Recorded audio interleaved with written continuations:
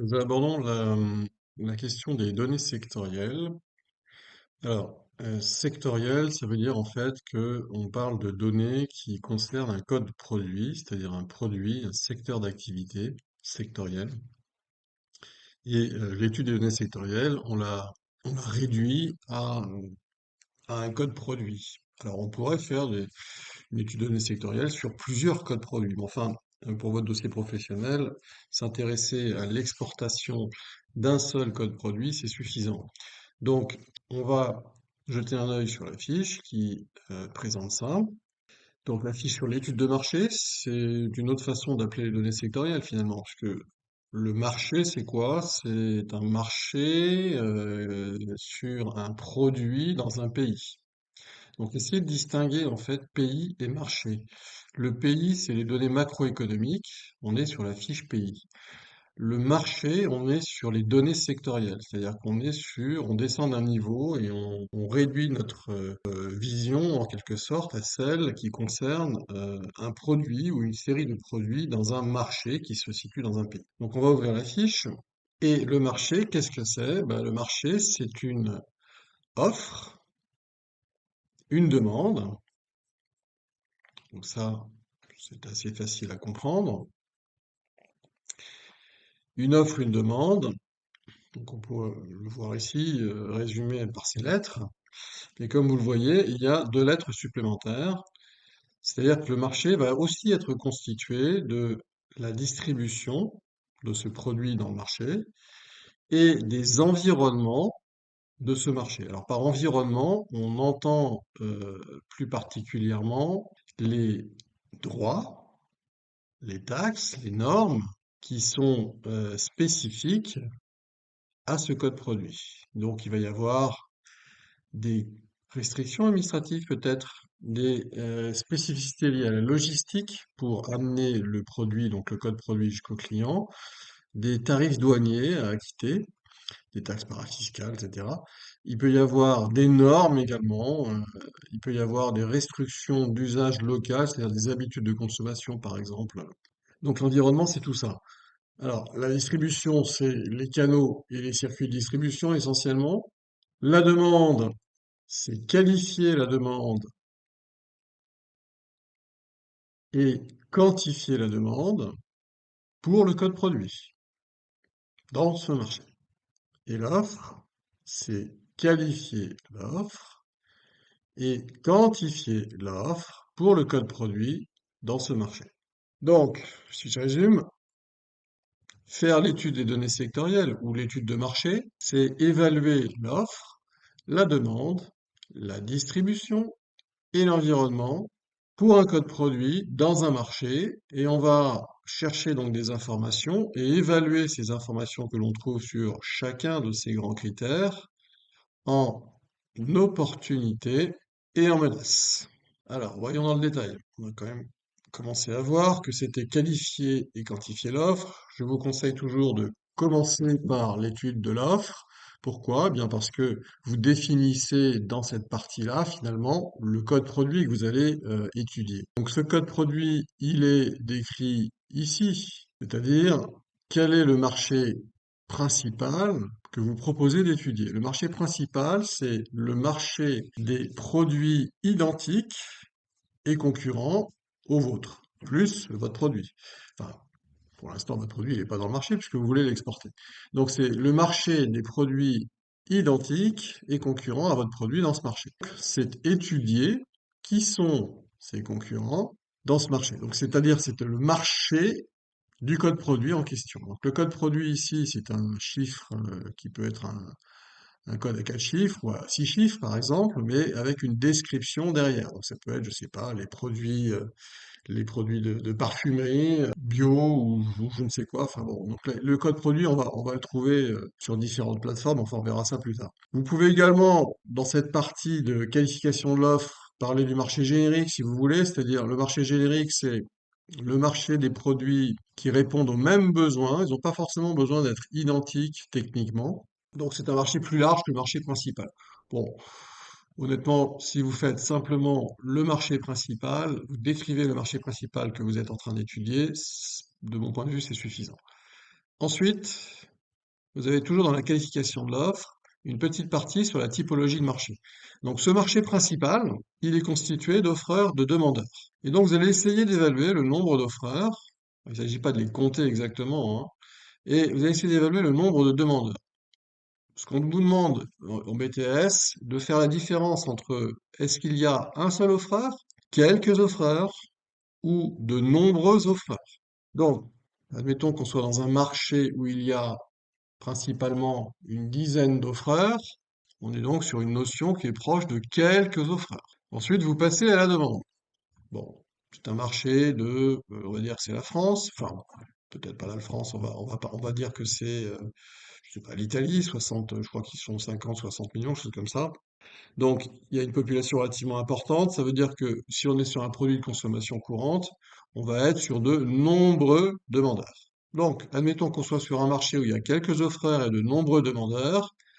À quoi ça correspond? Eh bien, c'est ça qu'il faut vous présenter ici dans la structure de marché, c'est-à-dire est-ce que c'est un monopole? Mais non, puisque c'est un offreur, nombreux demandeurs. Est-ce que c'est un oligopole? Oui, quelques offreurs, nombreux demandeurs. Donc on est dans une structure de marché de type oligopole. Si on est sur de nombreux offreurs et de nombreux acheteurs, on va être sur un marché concurrentiel, concurrence. Donc la plupart du temps, les marchés sur lesquels vous êtes, c'est soit un oligopole, soit un marché de concurrence. Maintenant, on va quantifier l'offre. Donc, pour quantifier l'offre, on a besoin de chercher un code produit SH. Alors, comme vous le voyez, on va quantifier l'offre sur une plateforme qui s'appelle TradeMap. Donc, TradeMap, c'est ça, trademap.org. Vous allez commencer par vous faire un compte, connexion, hop, s'inscrire, etc. Donc, vous faites un compte. Et une fois que vous avez votre compte, vous aurez accès à de nombreux codes produits, c'est-à-dire des codes produits qui vont aller de 4 à 6 chiffres. Si vous ne faites pas de compte, vous aurez quand même accès, mais uniquement à des codes produits de 4 chiffres. Vous voyez ce que ça donne. On va aller sur la partie recherche. Voilà. Donc, moi, pour faire la recherche code produit, je vais sur la recherche avancée, ici. Recherche avancée. Et vous avez une barre de recherche, ici. Alors, comme vous voyez, je ne suis pas connecté, donc il va me donner accès simplement au code produit. Donc, admettons que ce soit les parfums, mes produits. Alors, je suis en français ici, donc c'est bon. Si vous pouvez chercher en anglais, en espagnol, etc. Parfum. Donc, je cherche les codes produits qui correspondent à parfum, avec le mot-clé parfum. Comme vous voyez, j'ai accès uniquement au code à 4 chiffres. J'ai pas les codes à 6 chiffres. Pourquoi? Parce que je ne suis pas connecté ici. Bon, si je me connecte, j'aurai accès au code à 6 chiffres. Bon, admettons que le code à 4 chiffres me convienne, parfum et aux toilettes, etc. Je l'ai sélectionné. Donc, je suis maintenant dans mon tableau de bord ici où je sélectionne les différentes choses. Donc, je suis sur le code produit parfum, pays Australie. Bon, pourquoi pas. Ce que je fais, mon général, c'est que je vais directement ici, hop, sur la carte, comme ça, et je vais dans le tableau, puisque c'est ces données-là qui m'intéressent. Donc là, j'arrive sur, vous voyez, une barre de recherche avec un tas de choix possibles. Ça veut dire que ici, si je fais ça, je m'intéresse au code produit dans le marché australien. Partenaires tous, vous touchez pas à ça. Et là, il va me donner les importations de 3303 en Australie. Alors, il me donne ça sur la base des indicateurs. Ça m'intéresse pas trop les indicateurs. Je préfère les séries temporelles annuelles. Bon, les indicateurs, c'est bien aussi, mais disons que les chiffres qui m'intéressent surtout, c'est cela. Donc, les séries temporelles annuelles, par pays, données directes, valeur. Je suis en valeur. Je peux être en volume si je veux. Et ici, comme vous le voyez, j'ai d'autres choix qui peuvent me donner des renseignements intéressants, notamment par rapport à ce que je chercherai dans mon tableau Excel, que je vous présenterai plus tard. Donc, on va rester sur les valeurs. Et comme vous le voyez ici, ça veut dire que j'ai les pays importateurs en valeur, enfin, pas les pays importateurs, excusez-moi, les pays qui exportent en Australie, donc c'est-à-dire les pays, j'ai les pays d'origine des produits 3303 importés en Australie. Donc, qui exporte en Australie du 3303? La France, les États-Unis, l'Espagne, l'Italie, les Royaumes-Unis, la Suisse, etc., etc. Donc j'ai, comme vous voyez, 3 pages de résultats, c'est-à-dire que j'ai une première page, une deuxième page, je vais voir ici, hop, vous voyez. Donc si vous ne trouvez pas le pays qui vous intéresse, c'est qu'il est dans les autres pages. Ou alors c'est qu'il n'exporte pas dans ce pays, en Australie. Donc je reviens sur le 1, et on a ici une série annuelle 2019, 2020, 2021, 2022, 2023, avec des chiffres sans doute encore qui ne sont pas encore définitifs, hein. Et donc là, j'ai absolument tout ce que je veux sur la valeur des importations. Je peux rester sur la même sélection et aller sur le volume des importations.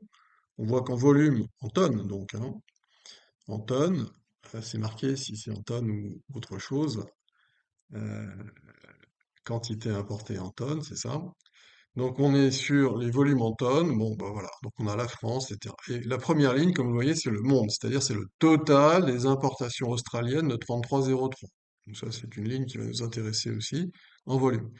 Et en valeur, pareil, bah, j'ai la même chose. Alors attention, on est sur des données en milliers de dollars. Donc ici c'est pas 378 000 dollars, c'est 378 millions de dollars. Donc voilà TradeMap. Donc vous voyez comment vous allez sélectionner votre code produit. En tout cas, ça peut être une façon de faire. Vous allez sur la barre de recherche avancée, vous mettez le mot-clé qui correspond à votre produit et vous allez avoir une sélection possible. Il va falloir chercher celui qui correspond le mieux. Bon, ici, j'ai pas beaucoup de choix, 3303, mais il se peut que vous ayez différentes possibilités. Il faut bien lire le descriptif ici pour être sûr que vous êtes bien sur le produit que vous voulez exporter et pas un autre. Alors, si la barre de recherche TradeMap ne fonctionne pas, bon, bien, vous faites une recherche classique, mots-clés. C'est-à-dire, si TradeMap ne vous donne pas, vous n'arrivez pas à trouver de code produit avec TradeMap, faites un petit Google, voilà. Et puis, vous allez faire, je sais pas, code produit. Alors, soit SH, douanier, je sais pas, parfum. Ok, on regarde ce que ça donne. Bon, on voit ici que on est beaucoup plus détaillé. Donc tarif douanier EU, ça c'est bien, c'est un site qui est fiable. On peut aller voir dessus. Voilà. Refuser, ok.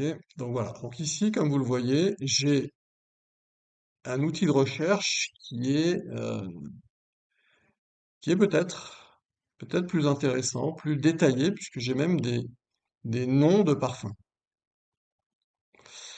Donc, est-ce que ça correspond exactement à ce que je veux ou pas? Bon, ben ça dépend de votre entreprise que vous avez à étudier et du produit que vous voulez exporter, mais c'est pas mal. Donc, on peut se servir de ça pour vérifier effectivement si ça correspond. En tout cas, c'est un outil supplémentaire pour pouvoir affiner le code produit que vous allez étudier.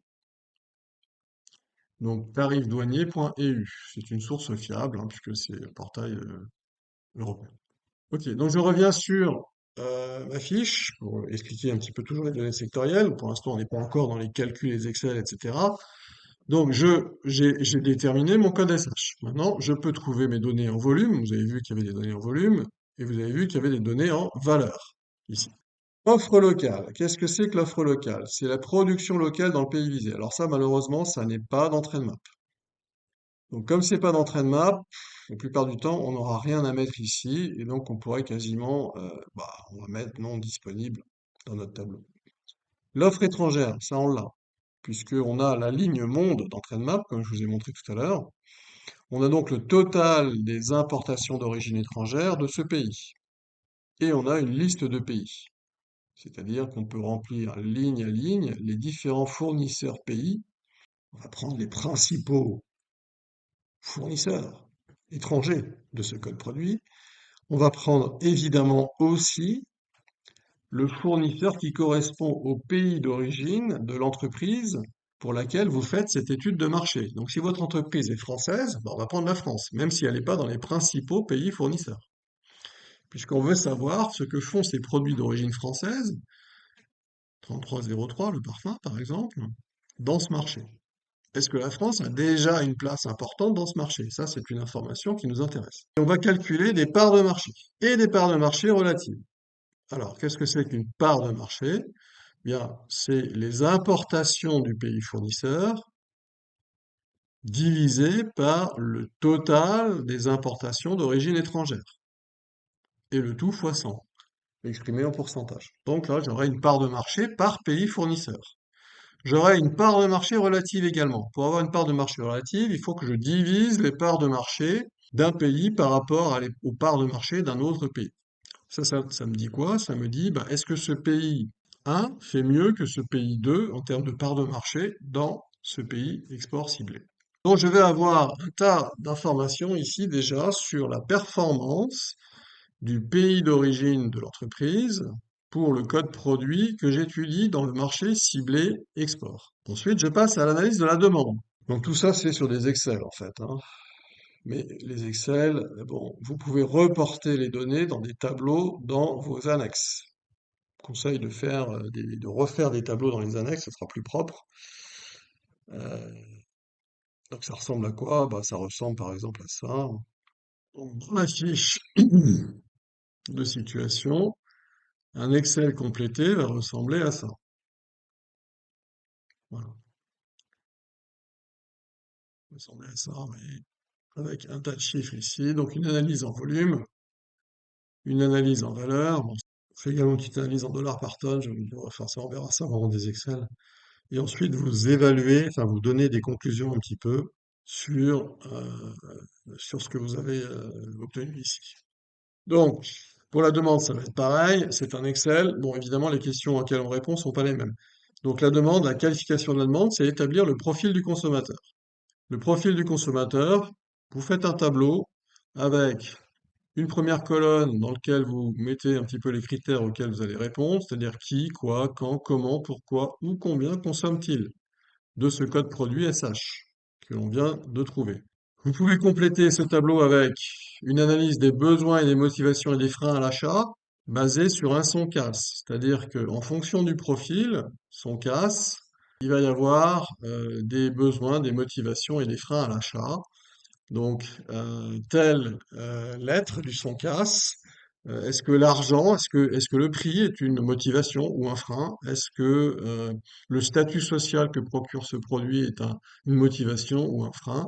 Voilà, donc tout ça peut renseigner également sur le profil du consommateur. C'est des modèles que vous pouvez présenter dans vos annexes. Ensuite, on arrive sur la partie quantification de la demande.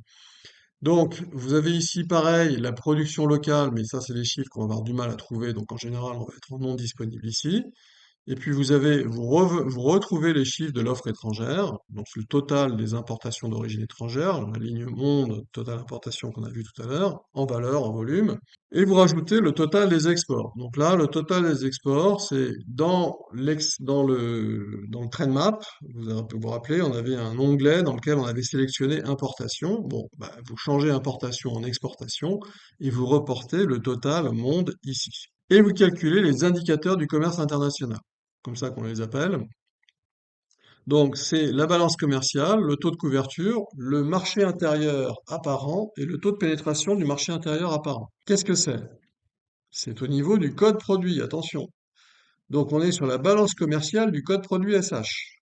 C'est quoi? Bah, c'est simple, c'est le total export du code produit SH de ce pays étudié, c'était l'Australie, je vous rappelle, moins le total import d'origine étrangère, donc, du code produit SH étudié. Taux de couverture, c'est la même chose, mais en ratio, il faut diviser au lieu de soustraire. Et le marché intérieur, eh bien, vous faites la somme des imports plus la production locale moins les exports. Le problème, c'est que, en général, la production locale, on va pas l'avoir. En tout cas, on va avoir du mal à la trouver. Et donc, le marché intérieur apparent, ici, vous aurez aussi des lignes non disponibles, sans doute. Et pareil pour le TPMIA non disponible. Bon. Donc, ces deux indicateurs, ces deux derniers-là, on aura du mal à les calculer. Bon, enfin, ils font partie des indicateurs du commerce international, donc c'est quand même bien de savoir ce que c'est et à quoi ça sert. Alors, qu'est-ce que ça donne d'ailleurs le MIA et le TPMIA? Bah, le MIA, en fait, ça vous donne une idée de la taille du marché intérieur, en fait. Est-ce que c'est un marché intérieur important ou pas? Ce marché intérieur, il est composé des produits étrangers importés dans ce marché et des producteurs locaux, moins ce qui ressort de ce pays. Donc, ça vous donne une idée, en fait, de ce qui reste dans le pays que ce produit soit importé ou produit dans le pays. Mais ça retire ce qui ressort. Il faut que vous sachiez qu'il y a certains pays qui sont des plaques d'exportation. C'est-à-dire, par exemple, Singapour va avoir un MIA relativement faible. C'est un petit marché, Singapour, tout petit. Mais ils vont avoir, en fait, des imports et des exports importants. Donc, si on retire pas les exportations sur un pays, sur un marché comme ça, on peut avoir une impression trompeuse. C'est-à-dire que Singapour peut apparaître comme un marché important localement, alors que non, c'est un marché important, mais c'est une plaque de réexportation. Bon, c'est une parenthèse. Ensuite, on va avoir une partie, une fois qu'on a quantifié la demande, ça c'est la quantification de la demande, on va rajouter une petite partie, parce que ça fait partie de votre référentiel et vous devez savoir faire un prévisionnel. Donc, vous allez faire un petit prévisionnel, non pas Maillère, parce que c'est pas vraiment de votre niveau, mais un prévisionnel moindre carré, qui est plus évolué que le prévisionnel Maillère. Maillère, c'est terminal, hein, niveau terminal. Ici, on est sur un niveau, bon, terminal BTS. Donc, vous allez faire un prévisionnel moindre carré sur, bah, par exemple, le total des importations d'origine française et peut-être le total des importations d'origine étrangère. Je vous conseille de faire deux prévisionnels dans vos annexes. Et qu'est-ce que ça donne, ce prévisionnel? Ben, ça donne un petit peu une idée de l'évolution attendue de ce marché ciblé sur le produit que vous étudiez. Donc, soit ça progresse, soit ça régresse. Si ça progresse, c'est une opportunité. Si ça régresse, c'est une menace, hein. Parce que je vous rappelle que tous ces critères ici qu'on a remplis, on va les évaluer en opportunité et en menace. C'est-à-dire qu'il va falloir faire ressortir de l'analyse de l'offre et de l'analyse de la demande les principales opportunités, les principales menaces. Distribution.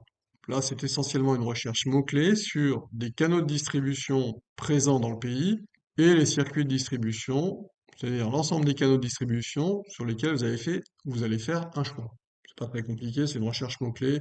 Vous avez pas mal d'informations sur Internet, sur les pays, les canaux de distribution dans les pays, sur différentes ressources. L'analyse des informations, des environnements, pardon. L'analyse des environnements, donc là, il faut absolument que vous mettiez au moins les restrictions douanières, c'est-à-dire les tarifs douaniers. Donc là, c'est pareil, vous allez avoir une recherche de tarifs douaniers à faire pour le code produit et pour le pays export ciblé. Et vous allez avoir une recherche de normes qui s'appliquent à ce code produit. Vous allez avoir également une recherche sur les contraintes logistiques, c'est-à-dire est-ce qu'il est facile d'importer d'un point de vue logistique dans ce pays ou pas. Vous avez des indicateurs qui vous donnent ces informations. Donc là, pour l'instant, vous ne savez pas trop comment faire, mais en réalité, c'est pas si compliqué. Vous allez voir, il y a des plateformes sur lesquelles il faut rechercher ça. Donc les informations sur les droits, les taxes, les normes, ce genre de choses, sur un pays export ciblé, vous allez les trouver sur le site de la Commission européenne, Market Access Database. Vous avez ici le lien. Bon, si vous faites une recherche Google Market Access Database, vous allez tomber là-dessus. Donc Access to Markets, Market Access Database. Vous allez ici sur My Trail Assistant, celui-ci, et là vous avez une recherche, comme vous le voyez, par code produit, pays d'origine, pays d'exportation. Et vous faites une recherche. Donc, ça va vous donner pas mal d'informations sur les droits, les taxes, les normes même qui peuvent s'appliquer sur, si vous recherchez bien, qui peuvent s'appliquer sur ce marché. Vous pouvez également trouver ça sur TradeMap. Alors, je crois que euh, c'est là.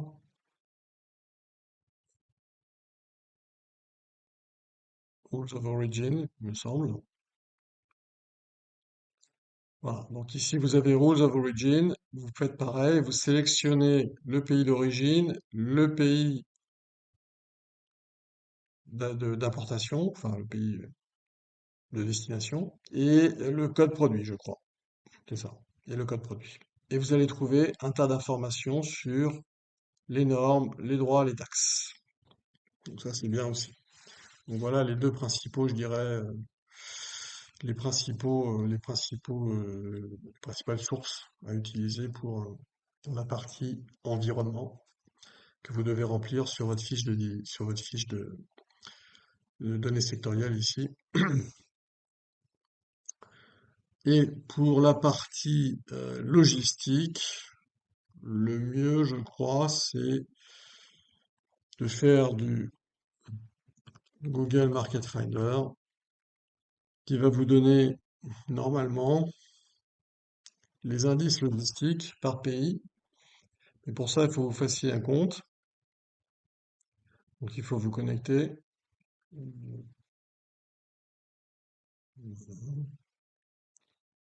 Sign in. Donc, faut que j'autorise sans doute. Ok. Voilà. Donc, moi, j'ai déjà des comptes qui sont faits pour différentes entreprises. Voilà, c'est des exemples. Donc, quatre créoles, on va prendre. J'ai trois marchés. On prend l'Allemagne ou la Corée du Sud. Ouais, j'ai la Corée du Sud. Donc, Explore Markets, hop. Il faut que vous fassiez un compte hein, pour avoir accès à ça. Explore Markets et vous allez sur logistique. Et là, vous avez, vous voyez, des indices logistiques tout à fait intéressants sur cette partie ici que vous devez remplir sur la partie restrictions liées à la logistique. Hein, parce que vous voyez, vous avez des temps de passage, de douane, etc. Donc c'est vraiment exactement ce qu'on cherche en fait. Donc faites une sélection là-dessus et vous reportez ça dans vos tableaux. Voilà, donc vous pouvez compléter avec un petit peu d'éléments sur du culturel, par exemple, hein, pour l'analyse des environnements ici. Bon, est-ce qu'il y a des habitudes d'achat particulières?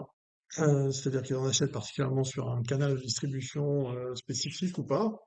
Donc c'est lié là, aux habitudes du marché local, aux habitudes culturelles. Et le niveau technologique dans le marché ciblé. Bon, est-ce qu'il y a un problème, par exemple, de réseau mobile?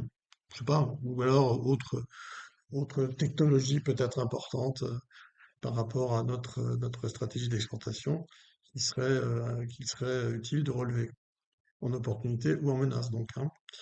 Voilà, donc vous avez toutes ces choses-là à faire sur l'analyse des données sectorielles.